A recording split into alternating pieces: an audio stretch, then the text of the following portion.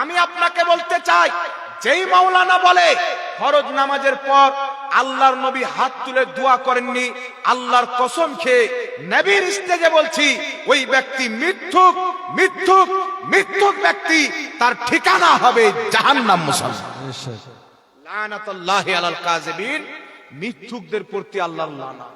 এখন আপনাকে কয়েকটি হাদিস শোনাই।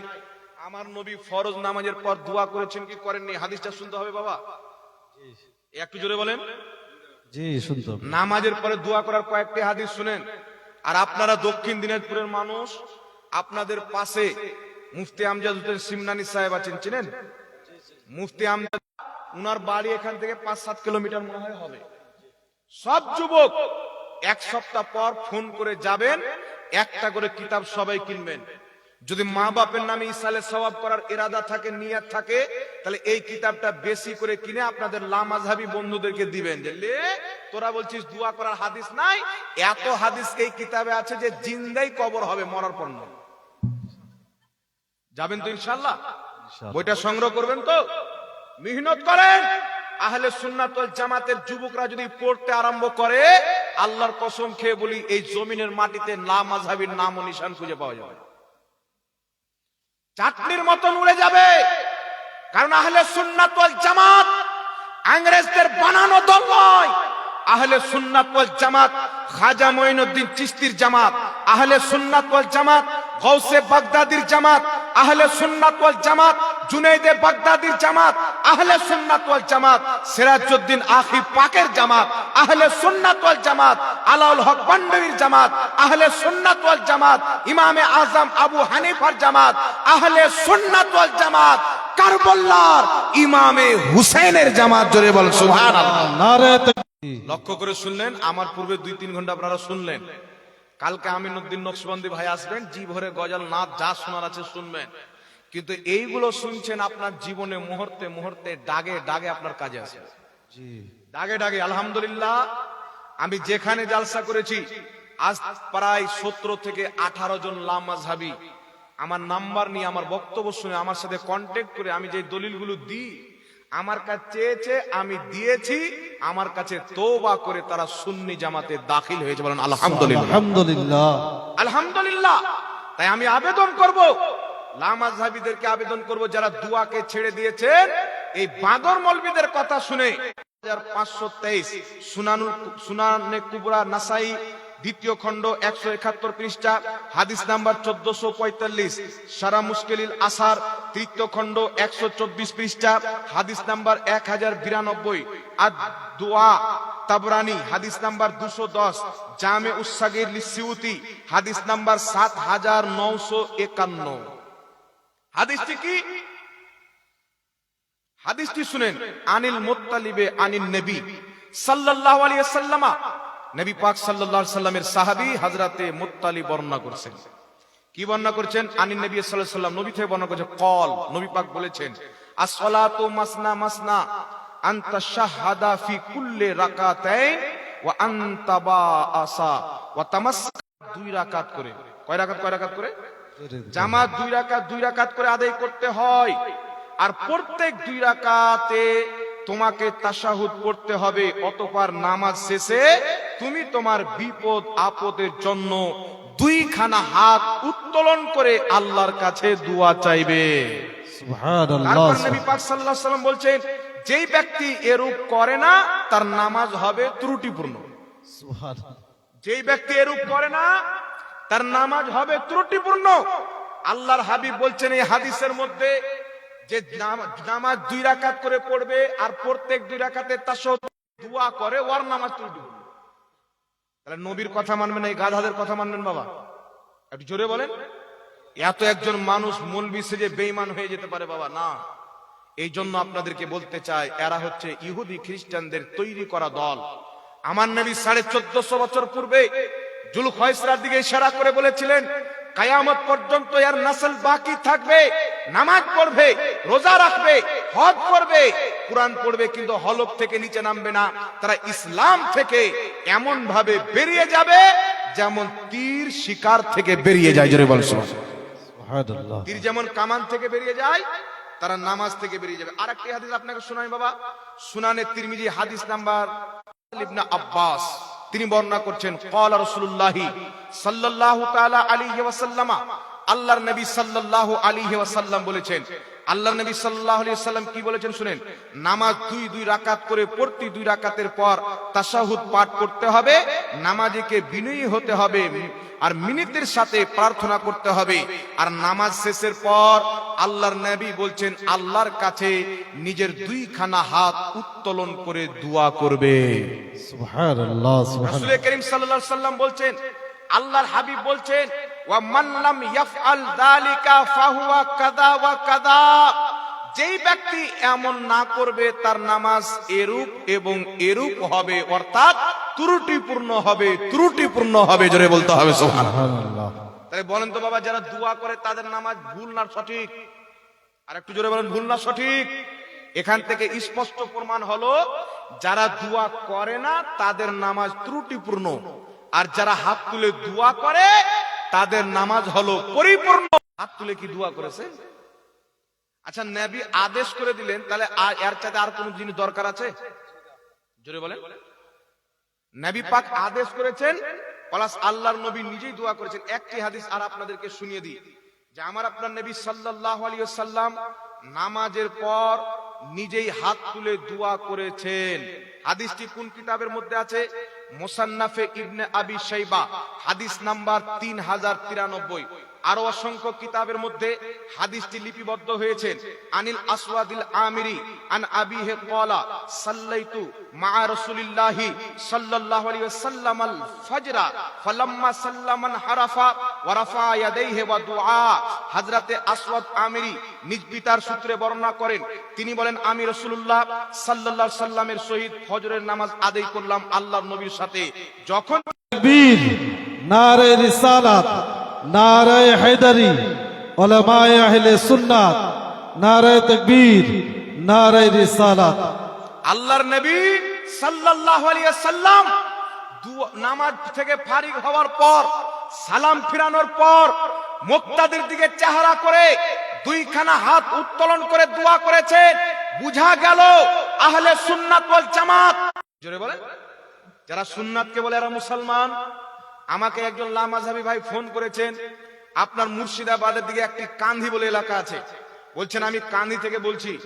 বলছে আমি আহলে হাদিস। আমি বললাম ভদ্রভাবে যদি কথা বলতে চাও তোমার সাথে আমি কথা বলতে রেডি। তো বলছেন হুজুর, আল্লাহর নবী সাল্লাল্লাহু আলাইহি ওয়াসাল্লাম ফরজ নামাজের পরে হাত তুলে দোয়া করেছেন, একটা হাদিস যদি আপনি দেখাতে পারেন তো আমি হানাফি হয়ে যাব। 6টা জয়ীফ, একটাই সহিহ। তো আমি বললাম একটা সহিহ হাদিস মানা যাবে না? একটা সহিহ হাদিস আছে তো? তো আমরা যে দোয়া করি একটা তো সহিহ হাদিস আছে, কিন্তু তুমি তো বলেছিলে যদি একটা সহিহ হাদিস দেখাতে পারেন তাহলে আমি হানাফি হয়ে যাব। তাহলে হানাফি হও। হানাফি না হলে তুমি ওয়াদা খিলাফি করনেওয়ালা। আর যেই ব্যক্তি ওয়াদা খিলাফি করে এটা একটা মুনাফিকের চরিত্র, মুসলমানের চরিত্র নয়। ওই ব্যক্তি আরো অনেক কিছু মাসআলা মাসাইল আপনাদের সম্মুখে আমি বয়ান করব। এবার আপনাদের সম্মুখে আরেকটি হাদিস শোনাচ্ছি, শুনেন। কিতাবটির নাম সুনানে ইবনে মাজাহ, হাদিস নাম্বার 976, জামেউত তিরমিজি হাদিস নাম্বার 358, সুনানে আবু দাউদ হাদিস নাম্বার 90, আরো অসংখ্য কিতাবের মধ্যে রয়েছে। হাদিসটি কি? আন সাওবান আন রাসূলিল্লাহি সাল্লাল্লাহু আলাইহি ওয়াসাল্লাম قال, নবী লম্বা আলোচনা করেছেন, তারপরে বলেছেন লা ইয়াউমা কওমান ফায়াখুসা নাফসাহু বিদাওয়াতে খায়ানত করলো। আল্লাহর নবী বলছেন কোন ব্যক্তি নামাজের পরে দোয়া করলো শুধু নিজের জন্য, মুক্তাদিকে বাদ দিয়ে নিজের দোয়া করলো, সেই ব্যক্তি মুক্তাদিরের সাথে খায়ানত করলো। অর্থাৎ আল্লাহর নবী বলছেন নামাজের পরে দোয়া করো, মুক্তাদিরকে সঙ্গে নিয়ে দোয়া করো। জোরে বলছো, আর একটু জোরে হবে না সুবহানাল্লাহ? একটা হাদিস বাবা, আরো আস্তে আস্তে শুনেন। এই হাদিসটাকে ইমাম তিরমিজি বলেছেন হাদিসুন হাসানুন, হাদিসটি হচ্ছে হাসান। এই হাদিসটিকে ইমাম মুনজিরি রাহমাতুল্লাহ আলাইহি তারগিবে মুনজিরি তৃতীয় খণ্ড 294 পৃষ্ঠার মধ্যে বলেছেন হাদিসটি 1367 হাদিসটি কি আন হাবিব ইবনে মাসলামাতাল ফাহরি ক্বালা সামিতু রাসূলুল্লাহি সাল্লাল্লাহু আলাইহি ওয়াসাল্লাম ইয়াকুলু লা ইয়াজতামিউ মাল্লাউন ফায়াদউ বা'দুহুম ওয়া ইউআম্মিনুল বা'দা ইল্লা আজাবাহুমুল্লাহ। আল্লাহর নবী সাল্লাল্লাহু আলাইহি ওয়াসাল্লাম বলছেন, নবী পাক বলছেন, যখন অনেকগুলো মানুষ একত্রিত হয় এবং সবাই মিলে হাত তুলে আল্লাহর কাছে দোয়া করে, একজন দোয়া করে বাকি সবাই আমিন বলে, আমার আপনার নবী সাল্লাল্লাহু আলাইহি ওয়াসাল্লাম বলছেন আল্লাহ তাআলা সেই দোয়া অবশ্যই কবুল করে। সুবহানাল্লাহ, সুবহানাল্লাহ। আর একটু জোরে হবে না সুবহানাল্লাহ? আল্লাহর নবী বলছেন যখন মানুষ একত্রিত হয়ে একজন দোয়া করবে বাকি সবাই আমিন বলে, আল্লাহ পড়ে নিয়েছে যে সম্মিলিত দোয়া করেই চলবে না। কোন আহলে হাদিস বাপের বেটা মায়ের দুধ পান করেনি সম্মিলিত দোয়া নিয়ে আমার সাথে বসে যাবে।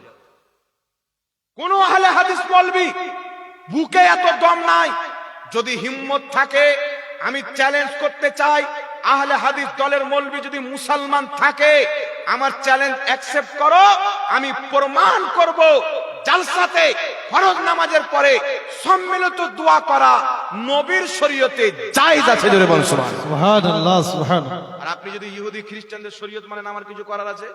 ওয়া রিজালুহু রিজালুস সহিহ, এই হাদিসের প্রত্যেকটা বর্ণনাকারী সহিহ। ইমাম মানাবী রাহমাতুল্লাহ আলাইহি বলছেন ওয়া রিজালুহু রিজালুস সহিহ, এই হাদিসের প্রত্যেকটা বর্ণনাকারী সহিহ। মুজামুল কবির লিতাবরানী হাদিস নাম্বার 6142। আল্লাহর নবীর সাহাবী হযরতে সালমা বলছেন আল্লাহর নবী সাল্লাল্লাহু তাআলা আলাইহি ওয়াসাল্লাম বলছেন যখন এক দল মুসলমান, দল কাকে বলে জানেন তো? আমার চাইতে আপনারা বেশি বুঝেন বাঙালি লোক। নবী বলছেন একদল মুসলমান সবাই মিলে সম্মিলিত ভাবে দেয় না, জোরে বলতে হবে সুবহানাল্লাহ। সুবহানাল্লাহ, তাহলে সুবহানাল্লাহ। সম্মিলিত দোয়া আছে না নাই বাবা? এরকম হাদিস যদি শুনাইতে যায় আরো অসংখ্য হাদিস রয়েছে, তবে একটা হাদিস মাত্র আর আপনাকে শোনাবো, শুনবেন? সাহাবায়ে কেরাম, কিতাবটির নাম আল বিদায়া ওয়ান নিহায়া। কিতাবটির নাম কি বললাম বাবা? আল বিদায়া ওয়ান নিহায়া। এই কিতাবের মধ্যে ইমাম ইবনে কাসির হাদিসটি উল্লেখ করেছেন। নবী করিম সাল্লাল্লাহু আলাইহি ওয়াসাল্লামের সাহাবী। আল বিদায়া ওয়ান নিহায়া কত নম্বর পৃষ্ঠা এটাও শুনলেন? কিতাবটির নাম আল বিদায়া ওয়ান নিহায়া, ইমাম ইবনে কাসির লেখক, 6 খণ্ড 328 পৃষ্ঠা। আমার নবীর সাহাবী মুস্তাজাবুদ দাওয়াত, যার দোয়া কবুল হতো, হযরতে আলা বিন হাজরামি রাদিয়াল্লাহু তাআলা আনহু। তিনি একজন সাওয়ারি ছিল, উটে চেপে গেছিলেন, ঘোড়াতে চেপে গেছিলেন, একটাও সাওয়ারি নাই, কে কোন দিকে চলে গেছেন দূর দূর পর্যন্ত দেখতে পাওয়া যায়। হযরতে আলা বিন হাজরামি নামাজ পড়লেন, ফজরের আজান দিলেন, আজান দেওয়া হলো, জামাত চালু করলেন। নামাজ আদায় করার পর হযরতে আলা বিন হাজরামি সালাম ফিরানোর পর নিজের ঘুটনার ভরে বসলেন। বসার পর আলা বিন হাজরামি যখন বসলেন, শত শত সাহাবী মুক্তাদি তিনারাও বসে গেলেন। কোথায় বসলেন? নামাজ পড়ার পর হাঁটুর উপরে ভর দিয়ে হযরতে আলা বিন হাজরামি রাফাআ, এক সাহাবা আমিন বলছেন, এত লম্বা দোয়া করলেন সূর্য উদিত হয়ে গেল। জোরে বলেন সুবহানাল্লাহ। কবে দোয়া করলেন? ফজরের ফরজ নামাজের পর। তাহলে ফজরের ফরজ নামাজের পর যে ওয়াহাবি লাহাবি বলে, লামাজহাবি আহলে হুদুস বলে যে ফরজ নামাজের পর সম্মিলিত দোয়া করা নাজায়েজ, বিদাত বা জাহান্নামে যাবে, তাহলে নবী পাকের প্রিয় সাহাবী আলা বিন হাজরামি, পিছন দিকে শত শত সাহাবী, এই সমস্ত সাহাবী জাহান্নামী না জান্নাতি? জোরে বলেন। তাদের ফতোয়া অনুযায়ী জান্নাতি প্রমাণ হয় না জাহান্নামী? তাদের ফতোয়া অনুযায়ী জাহান্নামী প্রমাণ হয়। তো যাদের ফতোয়া সাহাবার বিপক্ষে, নবীর বিপক্ষে, তাদের ফতোয়াকে এখনো সময় আছে, জীবনে শ্বাস থাকা পর্যন্ত তালাক দিয়ে দাও। মুস্তাফার ফতোয়াকে মানো, সাহাবার ফতোয়াকে মানো, এই দুনিয়াতেও কামিয়াব, কবরেও কামিয়াব হবে, আখিরাতে জান্নাত পাবে। বলেন সুবহানাল্লাহ। সুবহানাল্লাহ, সুবহানাল্লাহ। আমার নবী বলছেন মা আনা আলাইহি ওয়া আসহাবি, যে আমার সাহাবীর তরিকাতে চলবে তারাই হবে জান্নাতি। ফরজ নামাজের পর হাত তুলে দোয়া করা নবীর তরিকা, ফরজ নামাজের পর হাত তুলে যে দোয়া করে না তার নামাজ ত্রুটিপূর্ণ প্রমাণ হয়ে গেল। ফরজ নামাজের পর হাত তুলে দোয়া করা নবীর তরিকা, সম্মিলিত দোয়া করা সাহাবার তরিকা, আর দোয়াকে নাজায়েজ বলা ইহুদি খ্রিস্টানদের তরিকা। মুসলমান এরা মুসলমান না খ্রিস্টান আপনি চিন্তা করেন। যে নবীর হাদিস মানে না, আপন বাপ যেটা শিখিয়ে দিয়েছেন ওটাই বক বক করে বাড়ায়, একে কোনই মতে মুসলমান বলা যাবে না। এই দাড়িওয়ালা শয়তানদেরকে আল্লাহ হেদায়েত দান করুন। নিজেই জাহান্নামী কি করে শুনেন, এইবার শুনেন বিরাদর ইসলাম। লামাযহাবীদের গুরু আব্দুর রহমান মুবারকপুরী নিজের কিতাব তোহফাতুল আহওয়াজি দ্বিতীয় খণ্ড 183 পৃষ্ঠার মধ্যে বলছেন, 5টি হাদিস উল্লেখ করেছে। বলছেন আহলে হাদিসদের অধিক অংশ শাইখগণ, বড় বড় আলিমগণ ফরজ নামাজের পর সম্মিলিত দোয়া করাকে জায়েজ বলেছে। সুবহানাল্লাহ। আহলে হাদিসদের অধিক অংশ ইমাম জায়েজ আছে, তো তোমার বাবারা বলছেন জায়েজ, তোমার ইমাম বলছেন জায়েজ। যদি জাহান্নামে যেতে হয় তোমরা জাহান্নামে যাবে, আমরা জান্নাতে যাব, কারণ নবী বলছেন জায়েজ, সাহাবা বলছেন জায়েজ। সুবহানাল্লাহ। শুধু তাই নয়, আরেকটু শুনলেন। এরপরে চলে আসেন আহলে হাদিসদের গুরু নাসিরউদ্দিন আলবানী, নামটা শুনেছেন? এদের সবচাইতে বড় আব্বা, একটা হয় মেজু আব্বা, সেজু আব্বা, ছোট আব্বা। আলবানী বলছে অবশ্যই রাসূলুল্লাহ সাল্লাল্লাহু আলাইহি সাল্লাম এবং সাহাবায়ে কিরাম নামাজের পরে যেসব দোয়া পড়ার কথা হাদিসে বর্ণিত হয়েছে সেগুলো পড়ার পর একসাথে হাত তুলে দোয়া করলেও একসাথে হাত তুলে দোয়া করেছেন। সুবহানাল্লাহ। নবী করিম সাল্লাল্লাহু আলাইহি সাল্লামের সাহাবা নবী পাক হাত তুলে দোয়া করেছেন, সাহাবা সম্মিলিত দোয়া করেছেন। আর ফরজ নামাজের পর একসাথে হাত তুলে দোয়া করলে কোনো সমস্যা নয়, একদল লামাযহাবী মৌলবীরা বলেছে। তাহলে লামাযহাবী মৌলবী জান্নাতে আছে না জাহান্নামে আছে বাবা? হ্যাঁ, ওদের ফতোয়া অনুযায়ী জাহান্নামে আছে, তাতে দোয়া করা যেতে পারে। কে বলছে? নাসিরউদ্দিন আলবানী, আহলে হাদিসদের ইমাম, যে ফরজ নামাজের পর জরুরি মনে না করে একসাথে দোয়া করা যাবে, কোনো সমস্যা নাই। তাহলে এই লামাযহাবীদের নাসিরউদ্দিন আলবানী জান্নাতি না জাহান্নামী? তাদের ফতোয়া অনুযায়ী জাহান্নামী। জাহান্নামী প্রমাণ হচ্ছে কি হয় না? হুঁশ করে কথা বলতে হবে আহলে সুন্নাত ওয়াল জামাতের বিরুদ্ধে। যেই কায়দা নিয়ে আমাদেরকে জাহান্নামে ভরার চেষ্টা করো, তোমার বাপ দাদা আগে হাজির হয়ে গেছে, আগে হাজির হয়ে গেছে। তাই হুঁশ করে কথা বলতে হবে। মুসলমান যারা দুয়াকে নিয়ে বাড়াবাড়ি করে শয়তান হতে পারে, আলিম হতে পারে না। ফরজ নামাজের পর ভালো কাজ করতে বলা আলিমের কাজ না। কি বলেন বাবা? একটু জোরে বলেন সুবহানাল্লাহ। ভালো কাজে বাধা দেওয়া শয়তানের কাজ। তো নবী করেছেন, সাহাবা করেছেন, কাজটা ভালো না খারাপ বলেন? ভালো। ভালো না? তো যে মৌলবী বলছে খারাপ, তো লোককে বাধা দিচ্ছে। তো নবীর সাহাবার করা ভালো কাজকে বাধা দিচ্ছে, তো শয়তানের কাজ করছে কি করে না? তো আপনারা কি মনে করছেন যে শয়তানি একা শয়তান, চিন্তা নাই, টেনশনই নাই? মানে এমন ভাবে বসে আছে মনে হচ্ছে কোন রাজা মহারাজার বেটা, আর কোনো টেনশনই নাই দুনিয়াতে। তো লোকটা বলছে যখন যে তুমি কে, তো বলছে আমি শয়তান। লোকটা চমকে উঠেছেন, আরে শয়তান, তোমার কাজ হলো নামাজিকে বেনামাজি বানানো, তোমার কাজ হচ্ছে মানুষকে জুয়ার দিকে নিয়ে যাওয়া, তোমার কাজ হচ্ছে মানুষকে জিনার দিকে নিয়ে যাওয়া, তোমার কাজ হচ্ছে নামাজ ছাড়ানো। শয়তানের কাজ এগুলো কিনা বাবা? তো তুমি এখানে বসে আছো, তো তোমার কাজ কে করছে? তো শয়তান বলছে যে আমি। এইরকম হচ্ছে বাবা। এই জাতি থেকে ইমানকে বাঁচান, এরা ধ্বংসের দিকে মুসলমানকে নিয়ে যাচ্ছে।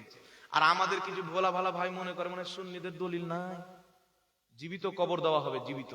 আল্লাহ বুঝার তৌফিক দান করুক, সকলে বলুন আল্লাহুম্মা আমিন।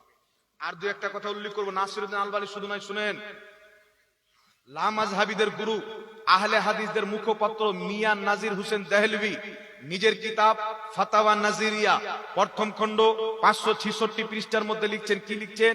সাহিবে ফাহম পর মখফি না রহে কে বাদ নামাজে ফরাইজ কে হাত জায়েজ এবং মুস্তাহাব সওয়াবের কাজ। জোরে বলেন সুবহানাল্লাহ। আর আব্বা বলছে জায়েজ আর সওয়াবের কাজ, আর বেটা বলছে জাহান্নামে যাবে। তো তোমার বাপই জাহান্নামে গেল। শুধু তাই না, আরেকটা লাস্ট হাওয়ালা শুনলেন বাবা। আহলে হাদিসদের বড় আমিন মুখপাত্র তাদের গুরু সানাউল্লাহ অমৃতসরি, যে আহলে হাদিস নাম ইংরেজদের কাছ থেকে নিয়ে এসে দিয়েছিল, সেই সানাউল্লাহ অমৃতসরি নিজের কিতাব ফাতাওয়া সানাইয়া প্রথম খণ্ড 500 পৃষ্ঠার মধ্যে উম্মতকে করার আদেশও করেছেন। নবী দোয়া করার আদেশ করেছেন, এরা দোয়া করতে বাধা দিচ্ছে। তো নবীর কাজ করছে না শয়তানের কাজ করছে? আপনি বলেন। বাবা হক কথা করা হয়। কালকে বললো জাহাঙ্গীর সাহেব কথাগুলো ঠিকই দলিল দিয়ে বললো, কিন্তু ভাষাটা কড়া করে দিল। হক কথা করা হয়। আর মানুষকে যদি আপনি বুঝান, ধরেন যে আমি এই চেয়ারটাতে বসবো, হুজুর একটু সরেন তো, বসবো, হেঁটে যাবে। আর যদি কুকুরকে সরান তাহলে লাঠি ছাড়া উপায় নাই। এই জাতির লোক এই মৌলবি ঈমান বিক্রি করে দিবে। তার সাথে আমার নবী মুস্তাফার একাধিক মুজিজা প্রকাশিত হয়েছে, কিন্তু মানতে পারেনি, কারণ তার অন্তরে মোহর ছিল, কানে পর্দা ছিল, চোখে পর্দা ছিল। এই রকম এই লামাযহাবী তাদের মৌলবীর ইসলামকে মানে। আমরা আলহামদুলিল্লাহ সুন্নি মুসলমান মৌলবীর তৈরি করা ইসলামকে মানি না। আচ্ছা, এটা থেকে শুরু করে কি লিখছেন? ওয়াল্লাহ ওয়াল্লাহ গজল। আচ্ছা, গজল পড়ছি বাবু, আগে উত্তরটি দিয়ে দিই।